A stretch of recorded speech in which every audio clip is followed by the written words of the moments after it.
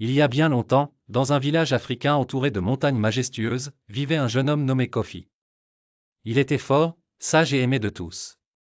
Kofi vivait avec sa mère, Mawena, une femme douce en apparence, mais qui gardait un sombre secret.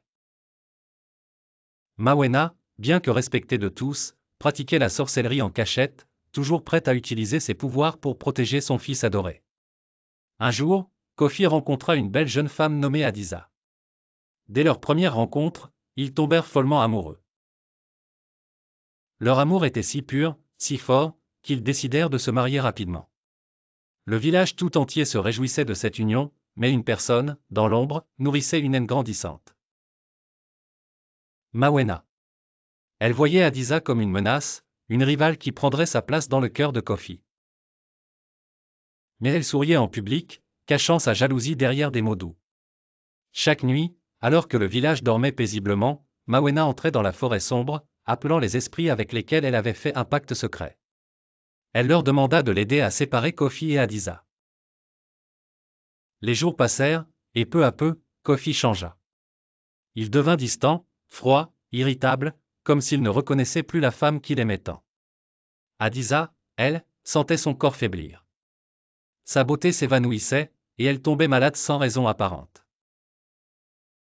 Elle savait que quelque chose n'allait pas. Mais à chaque fois qu'elle essayait d'en parler à Kofi, il la repoussait avec colère. Adiza était piégée dans un jeu cruel qu'elle ne comprenait pas. Mais elle n'était pas seule. Un soir, alors qu'Adiza se promenait près de la rivière pour chercher un peu de réconfort, elle rencontra une vieille femme du village, Sefa, connue pour être une puissante guérisseuse. En écoutant l'histoire d'Adiza, Sefa comprit rapidement que la jeune femme était victime d'un puissant sortilège. Sefa prit Adiza sous son aile et lui révéla la vérité, Mawena avait ensorcelé Kofi. Pour sauver son mariage et restaurer l'amour de Kofi, Adiza devait affronter la sorcière. Mais Sefa l'avertit aussi que ce serait une bataille dangereuse. Les esprits ne laisseraient pas Mawena perdre son emprise aussi facilement. Sefa prépara une potion spéciale, capable de briser le lien magique entre Kofi et sa mère. Adiza devait la faire boire à Kofi, mais en secret. Si Mawena découvrait leur plan, tout serait perdu. Le destin de Kofi et Adiza reposait sur cette nuit, une seule erreur, et tout serait détruit. Cette nuit-là, alors que Mawena dormait, Adiza versa la potion dans le repas de Kofi. Elle espérait que cela suffirait à le libérer de l'emprise maléfique. Mais Mawena sentit immédiatement que quelque chose n'allait pas. Elle invoqua une tempête furieuse et fit apparaître des ombres effrayantes autour de la maison. Les esprits étaient là, prêts à défendre leur pacte. Un affrontement terrible eut lieu. Les forces sombres de Mawena luttaient contre les pouvoirs protecteurs de Sefa. Le ciel se déchira sous la puissance des esprits, et le village tout entier fut secoué.